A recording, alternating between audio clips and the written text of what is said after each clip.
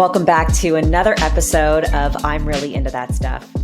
This is the podcast that features me, Jana Stern, psychic activator, energy healer, and astrologer, as I delve into deep conversations with different folks in the holistic and conscious industries about the many beliefs and practices of spirituality, mental health, and what it means to be a human who's into that stuff in the 2020s and beyond. I'm Really Into That Stuff is excited to tell you that we have won one of the top 10 Esoteric podcast spots on feedspot.com.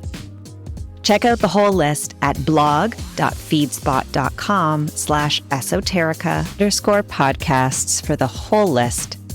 Thanks to our friends at Feedspot for this incredible honor. Welcome back to another episode of I'm Really Into That Stuff. I am joined by the brilliant and magnificent Dr. Amanda Reiman. I am so grateful that you are here. You are like the Dr. Ruth of cannabis, and you're a public health researcher, and you've been studying cannabis for 20 years. I'm so honored. Every time that you and I have a conversation, my mind is so blown by the amount of information that is stored in your brain and the things that you know. Thank you so much for being here. I would really love to know, that I always open my conversations on this podcast with how did you get into that stuff in your own life? So I'd love to hear from you. Please give the folks a little bit more of an intro to yourself if you want to, and let us know how you got there. Well, thank you so much for having me. It's always a pleasure to have these conversations with you. And I think that my journey to cannabis as a profession was a lot of just right place, right time, to be honest. And, we could say the universe put me in a certain place in a certain time because that's what I was supposed to be doing. But it really was, almost happenstance. So I grew up in the Midwest. In the 1980s and 90s, cannabis was very much illegal. I became a consumer of cannabis in my late teens, as many do, for fun and, just partying and that kind of thing. Of course, very difficult to get it in downtown Chicago at that time. I like to remind our Gen Z friends out there that there were no cell phones. There was no internet. We had pagers and we had landlines. And if you wanted to get cannabis, you had to page your guy. And then you had to literally physically sit by the phone. You couldn't leave your house until they called you back. Or the payphone, if that was your means. Right, or if you were by a bit. We did have payphones in that time. So it was quite the labor of love back in those days to get cannabis. And in 1998, I grew my first plant in my closet. I actually asked for a high pressure sodium lamp for Hanukkah from my parents, and they got me one. And so I really found that was a great way to deepen my relationship with the plant. And instead of just kind of getting a baggie with some kind of processed, usually not very good product with a lot of seeds and a lot of stems and not a lot of love, I was actually able to interact with the plant as she was growing. And that really made me appreciate her in a whole new way. But of course, it was still Prohibition. It was still Chicago. I was in school, grad school at the time for social work. I wanted to go into drug policy reform. I learned early on in school about the racist nature of the drug war and the impact that had on entire communities. And I was very much dedicated to addressing that issue. I learned also pretty quickly that being a woman in general meant that people didn't take you too seriously, especially in the science policy world. So I decided that if I was going to be listened to, if I was going to be taken seriously, I had to go all the way and get a PhD. And that was really going to be the way for me to be in the room and say, hey, the drug war is wrong, and have people say, oh, she's a doctor. She knows what she's talking about, right? Instead of just some bleeding heart liberal with an agenda. Right. So I applied to go to school at Berkeley in the PhD program, and I got accepted. So in 2002, I moved from Chicago to Oakland, California. Now, again, very early internet days, we definitely didn't have news on demand. We didn't have information about what was happening all over the place. We had to wait till the local news channels got a hold of it or the newspaper. So even though cannabis had been available as a medicine in California at this point for 6 years, we really knew very little about it outside of California. We didn't really know a lot about it in Chicago, except those crazy Californians and their marijuana. But we didn't really understand what was happening until I moved out there. And when I moved out there, I quickly saw that the dispensary scene in the Bay Area and Oakland and Berkeley and San Francisco was unlike anything I even could have imagined in my wildest dreams. And I still remember the first time I went to a medical cannabis dispensary and just the awe of being able to stand there and choose my products and look at the different things they had to offer and not like look over my shoulder to see if the cops were coming or feel like I only could get what the dealer had that day. And the other thing that I noticed about dispensaries early on was how they were operating as community health centers. And, we could talk more about, kind of the beginnings of medical cannabis and how it was related to the HIV crisis in San Francisco, the need for community-based care in the light of the fact that the federal government really didn't give a shit about the fact that gay people were dying and wasn't really giving any help.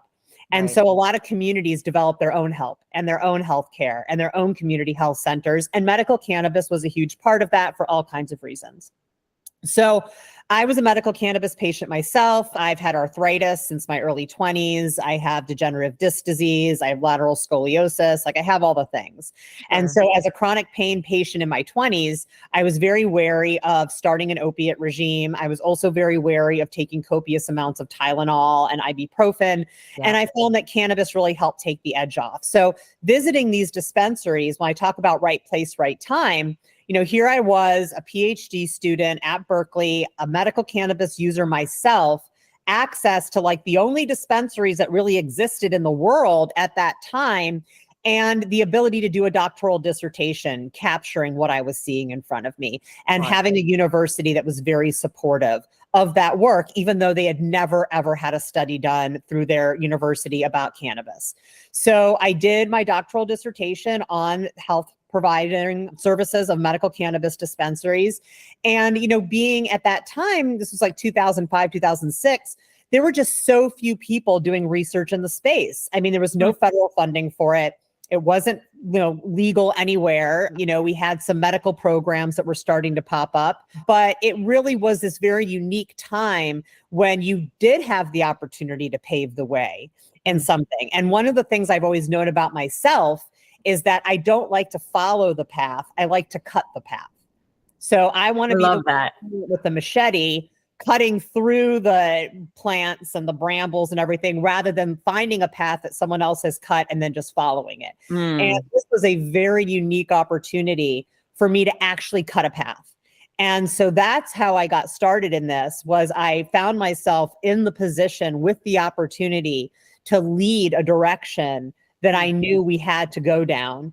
And so that was the start of my career. And that was, about 20 years ago, because I started studying this before I published on it. And then, 20 years later, I'm very fortunate that not only do I still get to work in this field, but I've gotten to see it grow up around me. And I've gotten to see the impact of me cutting that path because of people that have come and followed that path. And I feel like it's such a blessing that I was given the opportunity to have that impact. That's the coolest fucking thing I've ever heard in my life. It really is, because we're coming into this sort of like new age of plant medicine. And I know that this is something that you and I have talked about many times, where there is this sort of different conversation around it. There's a different conversation around what it is to engage with these plants, the importance of them. Like the conversation is just evolving so much. And, for me as like an energetics practitioner, I could not be more in for the return to nature, the return to plant, the return to earth, so that we don't fuck it up and end up, I don't know where. But, I think it's incredible, that you have really blazed this path. And I love the way that, talk about it, like cutting through the brambles. I'm like, yeah, here you were, this like teenager being like, can I just grow this plant so I can understand? And now you're like, let me cut through all the other crap that I don't need to help people see. I'm curious, firstly, how do you think that we can create this new age of plants and plant medicine and connecting with, more than just cannabis? How do we create it in a way that does focus on both like, doing repair to those communities that have suffered so badly, and there are so many of them, and then also making sure that more don't suffer in the future?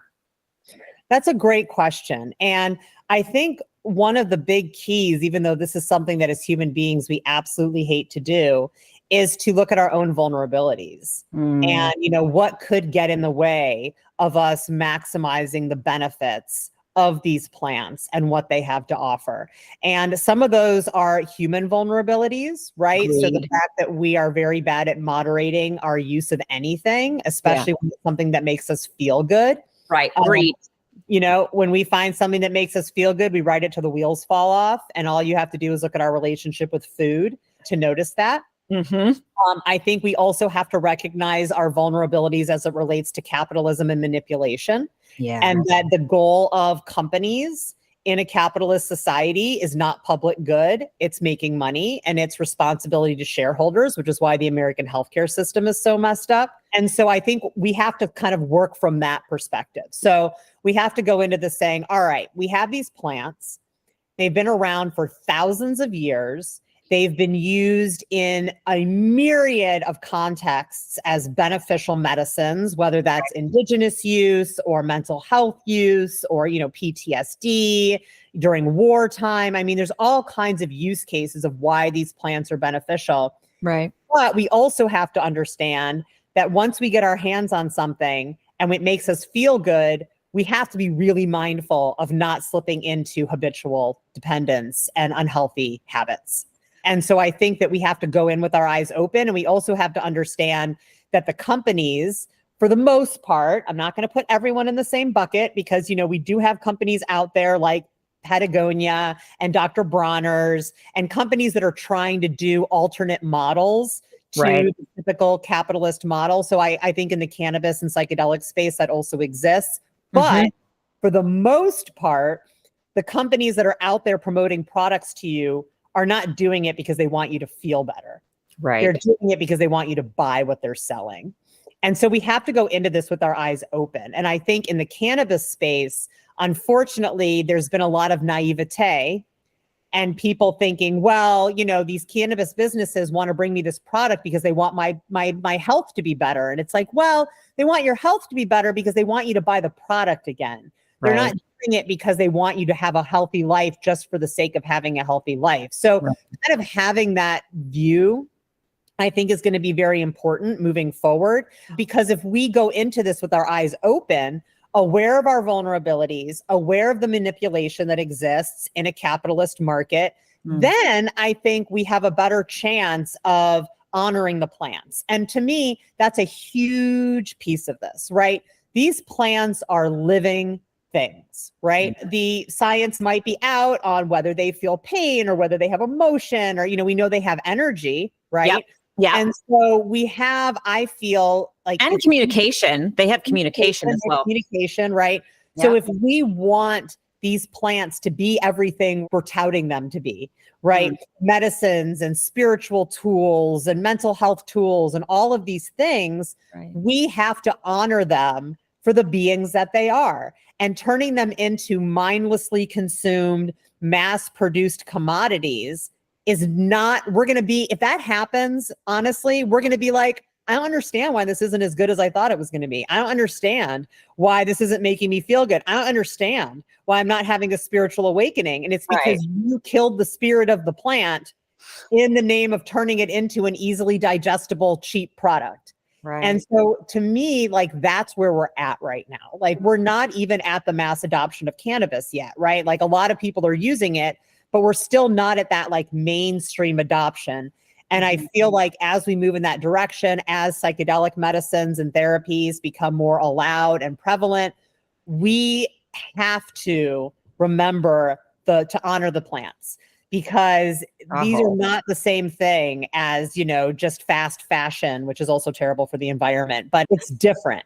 And so this idea of like fast, we always want immediate gratification. We want to use things as much as we want without any negative effects. Like, we have to throw that whole concept out the window and realize that we are not on top of these plants. We are side by side with these plants. Yeah. I that's so beautifully said. I think way in which we engage with our reality. I had a conversation quite recently about some of the animals that live here in the city. And the comment was made, well, it doesn't belong in the city. And my response was, actually, the city doesn't belong in the city. Actually, the city should just be a farm or a forest or whatever it was. And we've built a city. And now these animals are like, where the hell do I go? Yep. And oh, yeah, we had a bear right outside our front door. I saw your video. How cool was that? And, it's interesting because I live in a very rural area. And so we, even though it's a very small town, we definitely have a lot of wildlife that are around because we live right up against the wildlands. Sure. And, people who live here get that. And they're like, this is their land and we're basically just setting up shop here. But I think that in larger urban areas, people are very far removed from what you might call the source as a generic term, right? And so the plants are part of that source. The animals are part of that source. And this idea that like we are somehow superior to the source is it's ego and it's man and it's, not as in a gender way, but as in like a human way. Right. And I think the plants have a lot to teach us and humble us about our role in all of this, but we have to be willing to listen and not just plow ahead like we're right. And this belongs to us, because I feel like that's the message that Indigenous folks are trying to give us. Like that's what they're trying to tell us. And I'm just afraid we're not going to listen. I'm afraid we're not going to listen too. I think it's really scary to listen, to talks and videos and have communication with Native friends who say pretty much the same thing over and over and over and over again. And then to just have constant, fear in their communities, and also just blatant disrespect for Indigenous culture, Indigenous way, Indigenous mindset, and to just stand in their face and be like, "Fuck the planet. We don't care what you have to say." Like it blows my mind. And we, on the one hand, there's like this conversation around climate change and the planet evolving, which I have opinions and thoughts on that we'll not get into. But I think that how can you in one breath be like the climate, the planet, we got to do this, we're blocking out the sun, we're doing this, we're doing that, but then not be like, this guy who's been on this land generationally for millennia might have an idea of what to do, and listening could be the solution. But the ego of like, I have the answer, I'm the way, these are my things, and it just blows my mind. And, anybody on any kind of path of self knows that the best way to learn is to unlearn, right? And the plants really help the unlearning, really help the dropping of that ego, because especially with psychedelics, you transcend something in yourself and you're like, oh, I am source. Right. Right. And I think that, that's a huge opportunity, right? Mm-hmm. So, on the one hand, we have kind of this ego-driven human existence where it's all about me and I'm the star of the show and I'm the main character. And, I'm concerned about the planet because of how it's going to affect me and how it's going to affect my offspring. And then you have these plants that can strip all of that away and help people see that I am the plants and I am the earth and I am, we all are everything. But for a lot of folks, that's very scary. Yes. Because we build our own identities around what we perceive to be our reality. So you challenge someone's reality, you challenge their identity. Yes. And that's very scary. And so when we talk about kind of widespread use of psychedelics, and I include cannabis in that because I do think that there is a psychedelic aspect to cannabis. Sure. And I actually think that the word psychedelic, I saw somebody post something earlier. It was like, nobody owns the word psychedelic, right? Like plants and different substances have different effects, but who am I to say that your use of XYZ substance is not having a psychedelic effect on how you perceive the world? Like right. I'm you, so I'm not going to say that. But I think that, as people become more interested in these plants, there are going to be people who are challenging their own identities on a massive scale. And, from a public health and a mental health and a harm reduction perspective, we have to be ready for them. And I do not think we are ready for that. I do not think we are ready for somebody who's lived their whole life a certain way to have a psychedelic experience and then come back to their family and be like, I'm not that person. I was wrong. I'm this other person, which will happen. And, it will happen in a way that's beneficial to a lot of folks, but it's going to be jarring. And that's why I think we need to take it seriously. Like, this isn't a playtime, right? This isn't like, let's drop acid and go to a Dead show.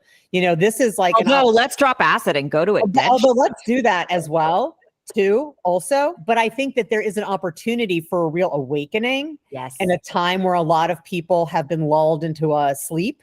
Yes. And I am not really sure what's going to happen. I mean, I'm a scientist and I don't know what's going to happen, to be honest, but I feel like psychic and I don't know. So if we can't figure it out, you all just grab your popcorn is the answer to that.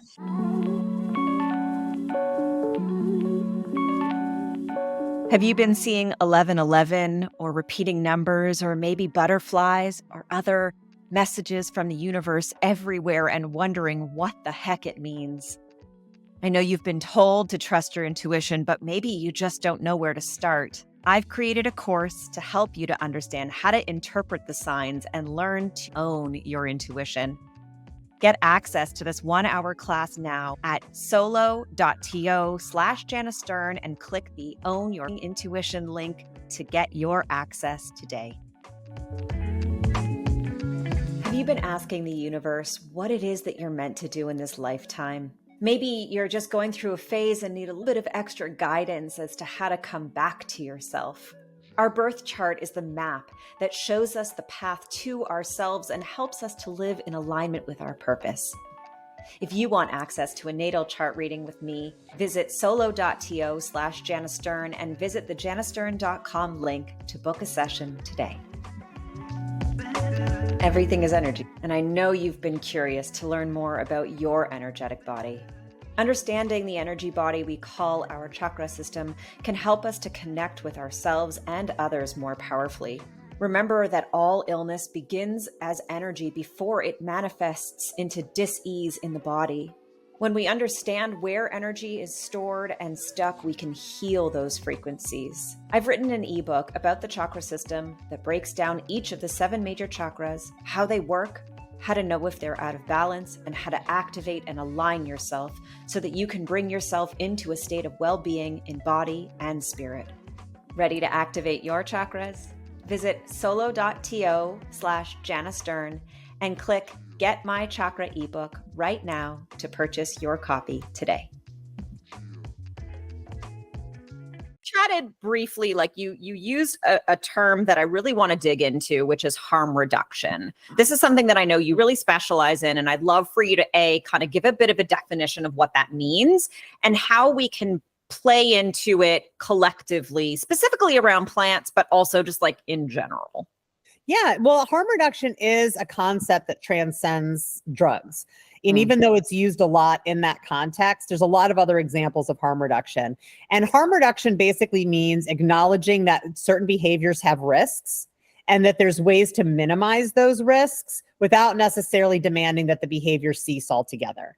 And so when I talk about harm reduction, I'll talk about it in the context of drug use, but you know what? Seatbelts, harm reduction, bike helmets, harm reduction, condoms, harm reduction, right? So these are all examples of behaviors that are potentially dangerous. Driving a car, riding a bike, having sex, they all have consequences that could be deadly in some cases, right? But we don't say don't drive or don't ride a bike or don't have sex. We say here's a way that you can make it safer. And that if something does happen, you are more protected than you would be otherwise. And we have no problem with that. I mean, you've got some of like the libertarian folks out there like, don't tell me to wear a bike helmet or wear a seatbelt or wear a condom. But I think for the most part, we've accepted this as, ways. Hopefully, there will be a decision from the universe that's like, well, we don't really need those folks. And if you're not wearing helmets and seatbelts and condoms, you might as well figure it out. You have a heightened chance of not surviving, right? When you have an accident, we do know that. Right. So when we talk about harm reduction as it relates to substance use, we recognize that all substances have a level of risk. Even cannabis, people out there who think cannabis has no risk, it absolutely has a risk, right? They all have risks. And so harm reduction is like, all right, we know that there's some risks to doing this. What can we do both as consumers and society to make those risks not necessarily lead to something catastrophic? Right. And so in the drug consuming world, things like access to clean syringes is harm reduction, right? Because we know that there's a lot of diseases that can be passed between people who use syringes that are not clean. Right. Having access to safe places to inject substances or to smoke substances, including cannabis, smoking cannabis, is harm reduction because it allows people to access services if they need it. It makes sure that they're not getting taken advantage of when they're in an intoxicated state. These are all examples of harm reduction practices. And when somebody has dependence on a substance or they're using it hazardously. So I want to stress that most substance use is not hazardous. There's this idea that everyone that uses what they would call harder drugs, I take exception to that term because I think that all substances pose a threat if not used properly. But, we definitely feel like, there's no way that someone would use heroin and not have it be a hazard. But that's not true.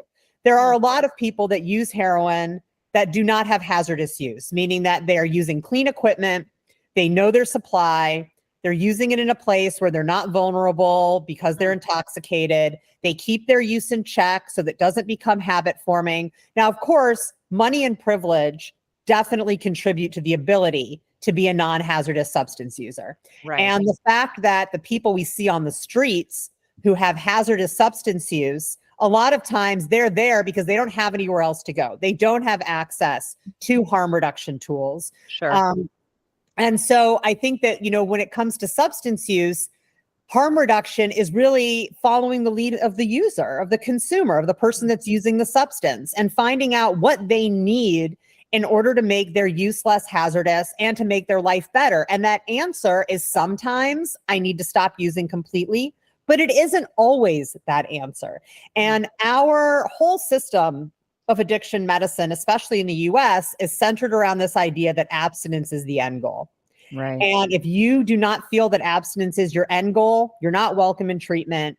You're not welcome in, NA or A. And so harm reduction recognizes that a lot of people may end up in abstinence, but that may not be the direct pathway they're going to take. And we shouldn't just shun them from services and help because they need to make a few stops or because they never intend to be completely abstinent.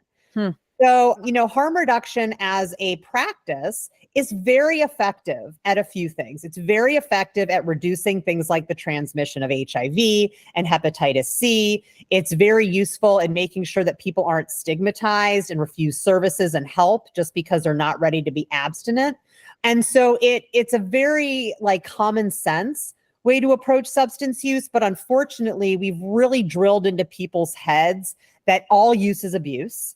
Yeah. That abstinence should be the goal for everyone and that people have to hit bottom and have the worst experience of their life before they're ready to get better. None of these things are true. None of these things have been supported by research. And so I feel that, given the issues we're dealing with now with things like fentanyl and other substances on the streets, we need to allow for harm reduction. We need to embrace the concept of harm reduction because people are dying. And, we're just kind of sitting on our high horse saying well, you shouldn't have taken drugs. And it's oh, come on. People are using substances because they're getting something out of it and it's making them feel better. Right. So who am I to judge that? I do things that make me feel better. Right. And so that's really the concept of harm reduction. It's really a humanitarian approach to dealing with substance use.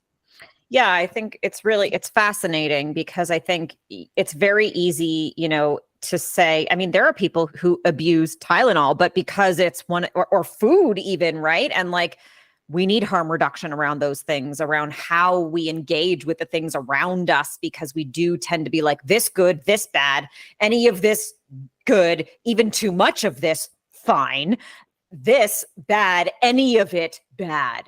And it's really not that linear. And I think it's very fascinating, again, how some of these more expansive, substances can help us to see life differently and to look at the world differently. And so many of us have experienced trauma and pain and suffering. I'm apt to say, like, every single human being alive has some It's part of the suffering. human experience. Correct.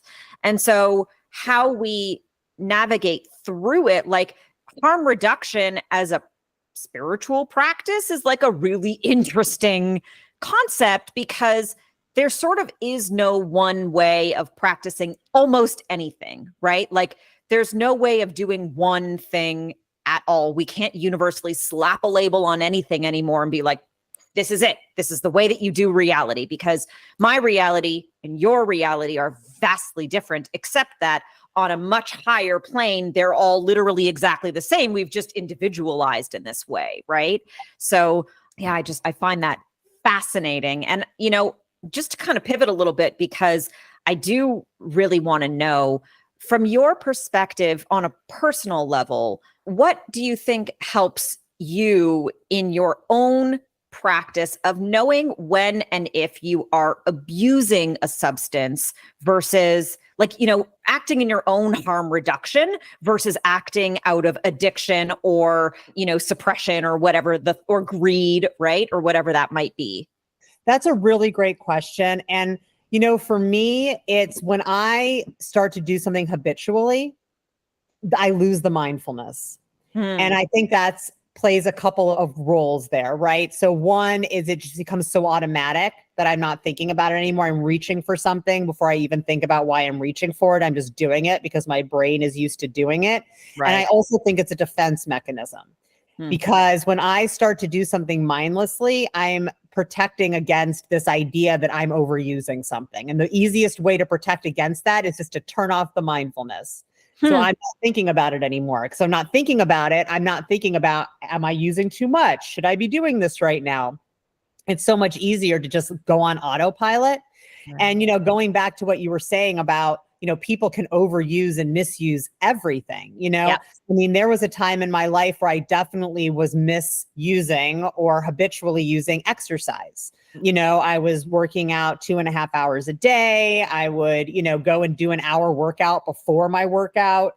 And it was mindless, right? It was like every day, 4:30, my body was just like, get out the door, get to the gym. I would just stay until the time was up, even no matter how I was feeling or what was going on. If I didn't do it, it felt weird. It felt like an itch that I didn't scratch. And I was definitely getting something out of it, right? I was feeling accomplished. I was feeling like I was being good to my body, even though I wasn't. And so it really was something where I had to take a step back. And that happened when I got injured. So my biggest fear was always injury and not being able to work out. Because it was like, you're taking away my drug. Like, you're taking away the thing that I used to validate myself and my identity.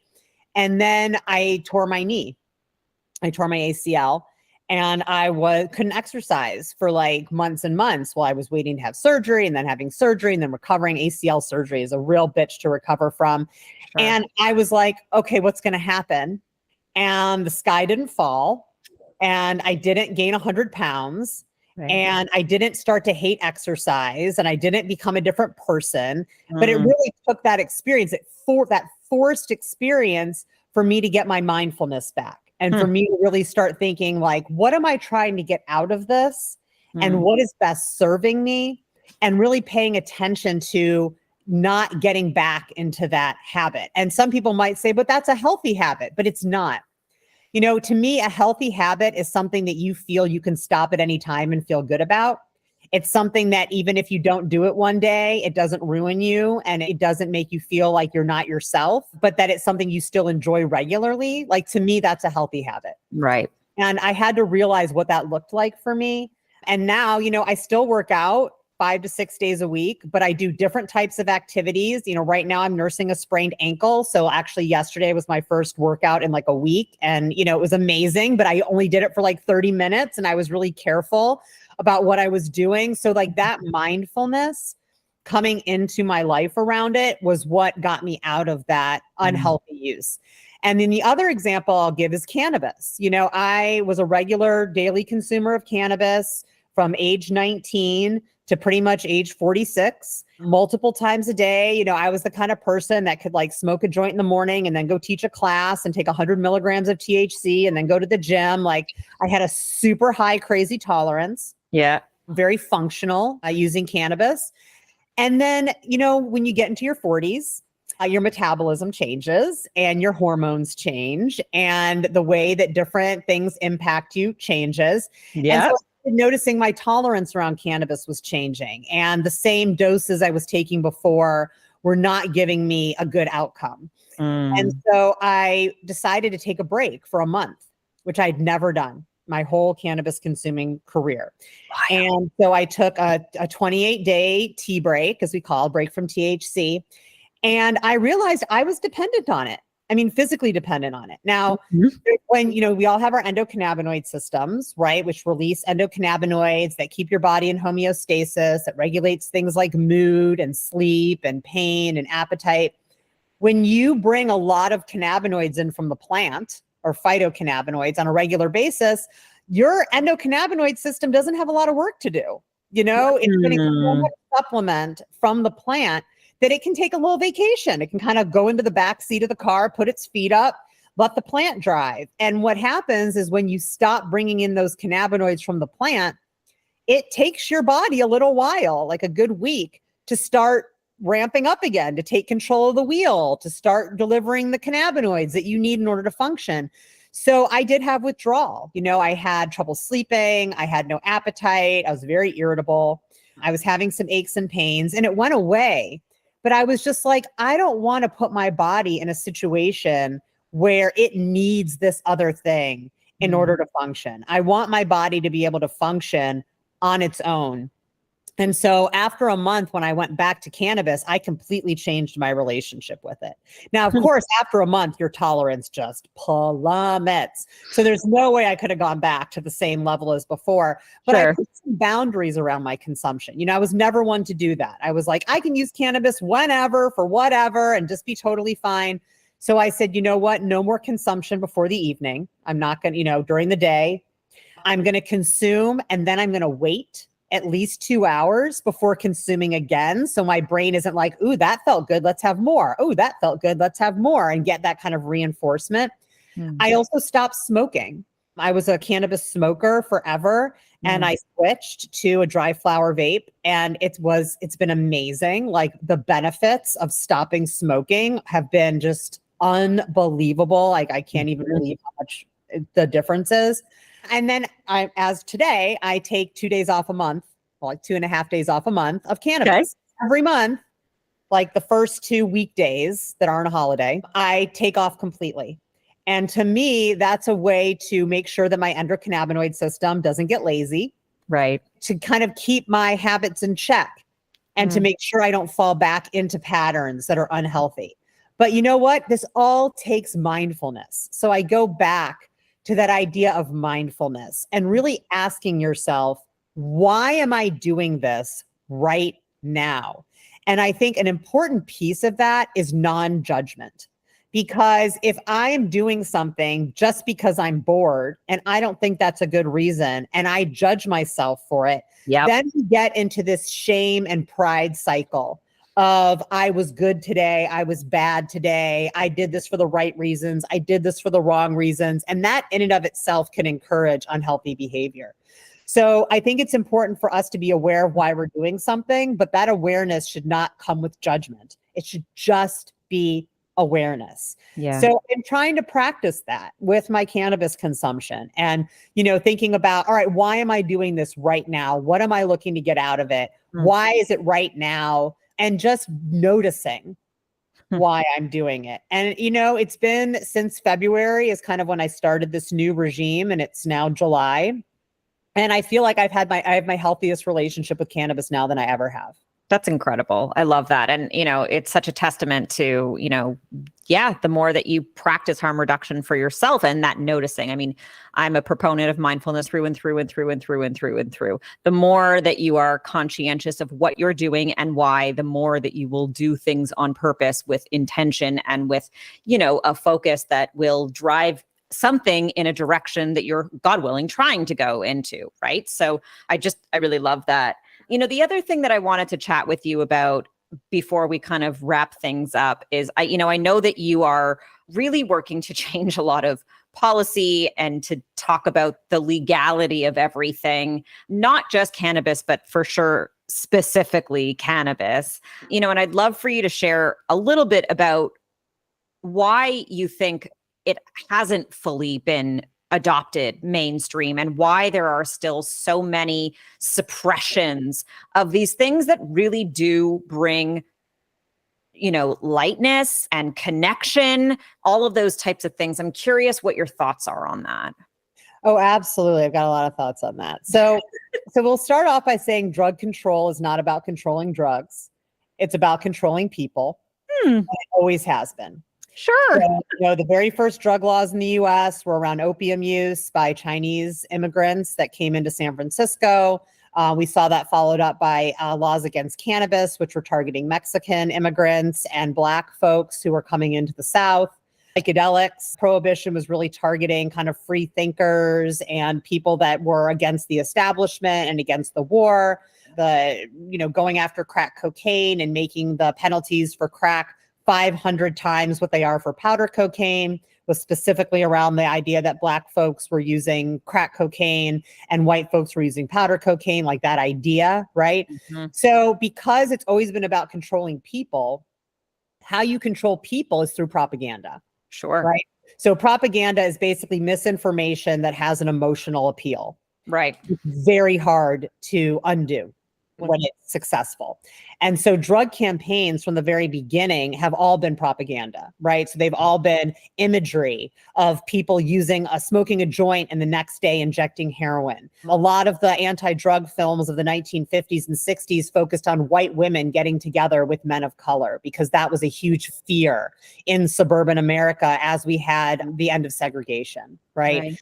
So all of this image of like what it meant to use these substances and what would happen to you was very inflammatory.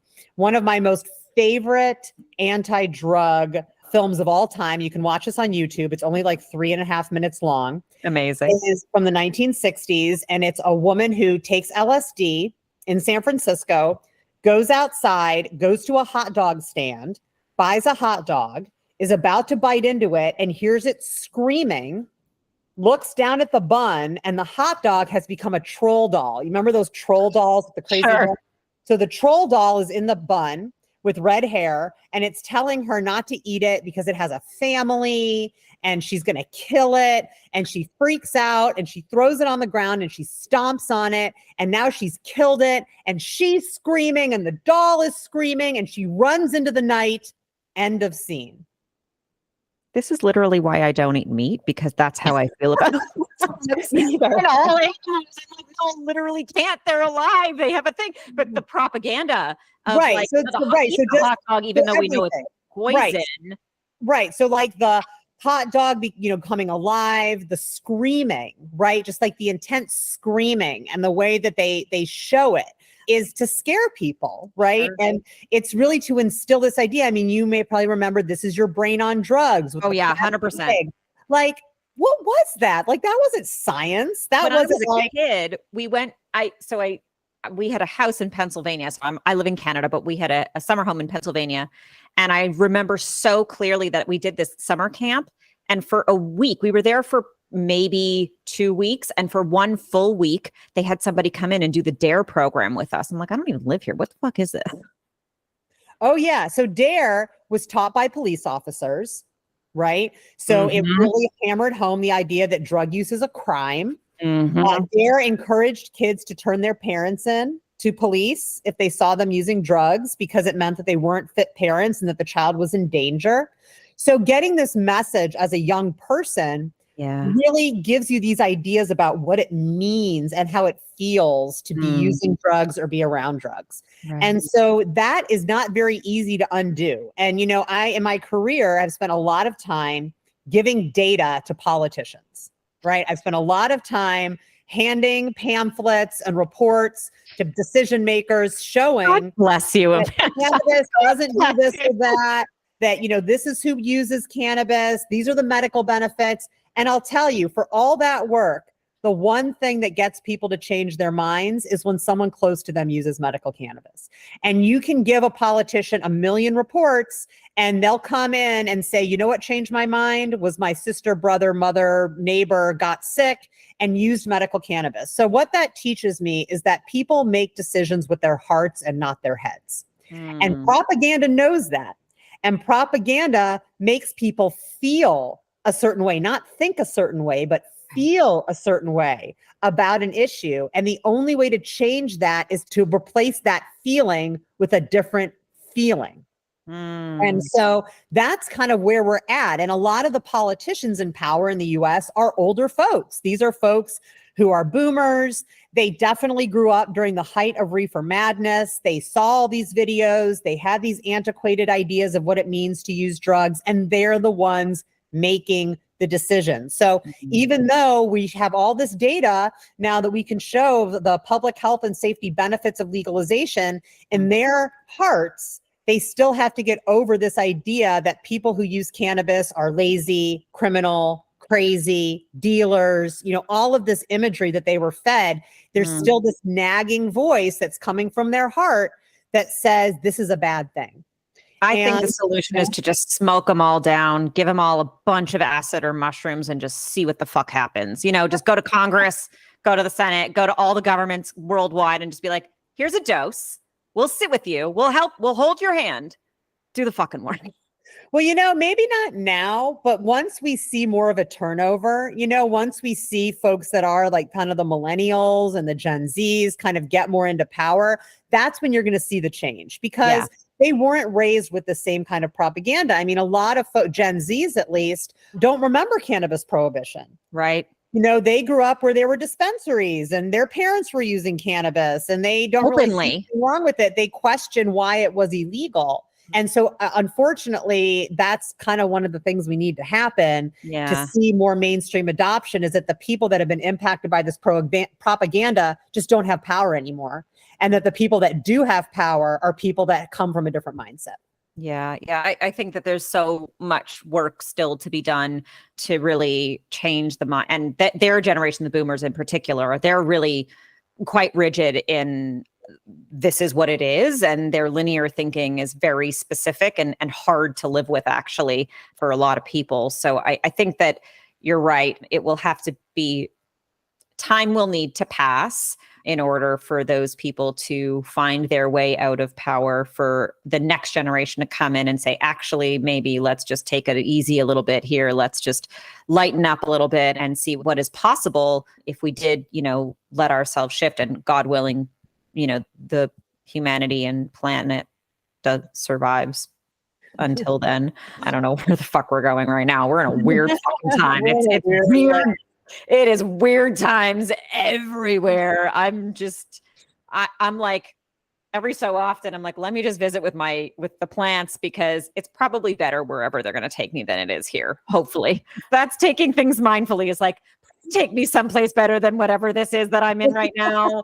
I don't know what's happening, but I'd like to go someplace lovely. You said earlier that, you were always somebody who cut the brambles. I was the person who was like, oh, a flower patch. And I would just be dancing with the fairies and totally like, I'm not worried about cutting anything down for anybody. I just need to just get off the path and do my own thing for a little while. So that's been my harm reduction for myself. I'm like, let me just go.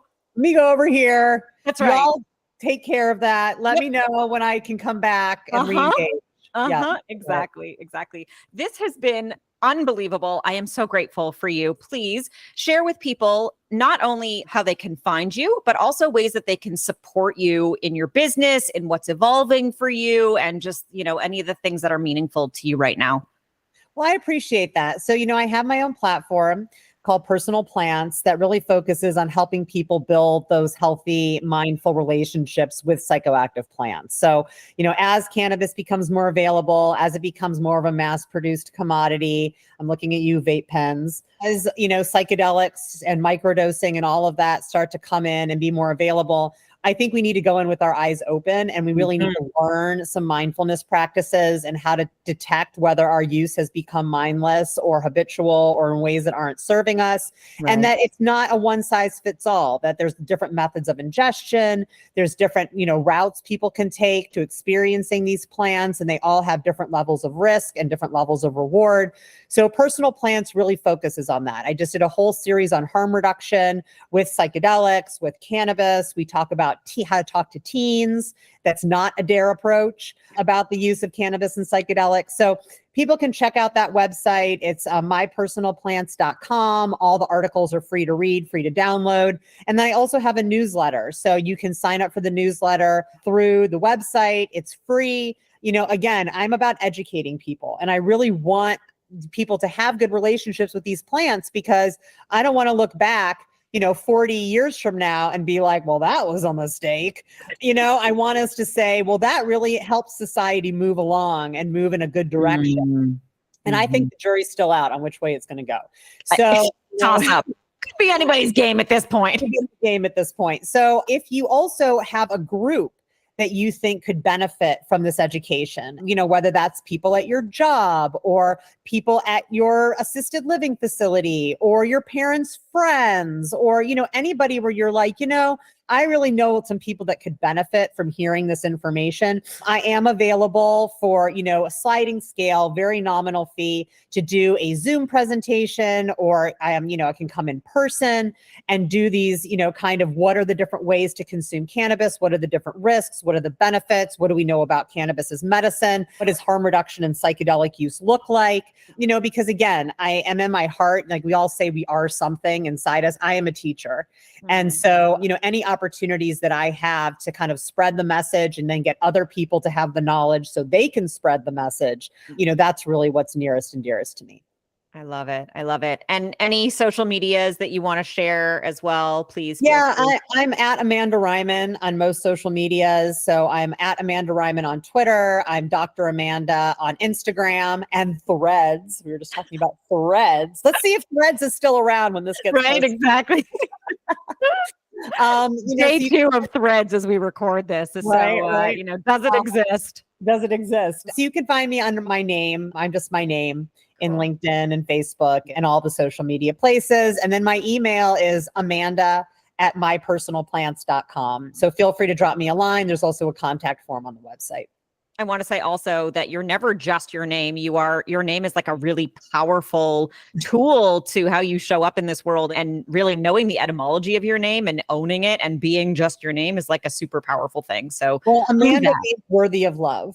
Well, aren't you just? So I do know that.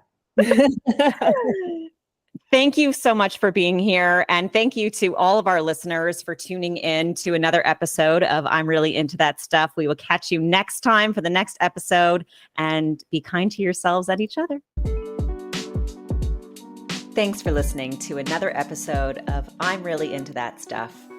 You can follow along with us on Instagram at I'm Really Into That Stuff, or on Twitter at ThatStuffPod. And be sure to rate, review, and subscribe to this podcast. If this episode resonated with you and something that you're really into, share it with someone you love. Sending you strength, peace, love, and light until our next episode.